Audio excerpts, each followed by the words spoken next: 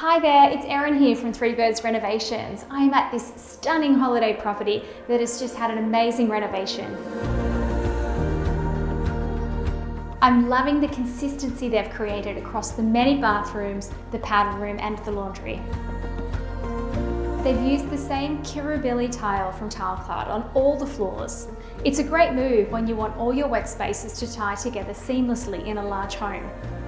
One great tip: keep your tile choices to a minimum and opt for a neutral colour palette to create that cohesive look. They've used the Kirribilli tile in two different shades, ivory and beige. They look and feel just like natural stone, but they're actually porcelain, so there's no need for sealing them. One thing to keep in mind is maintenance.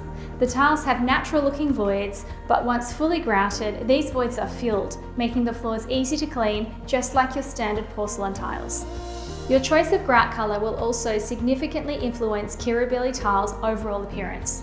This is more pronounced when grouting all voids, as it increases grout visibility, impacting the tile's aesthetic. At this property, they've used Mapai Grout in Ultra Colour Plus Ancient White.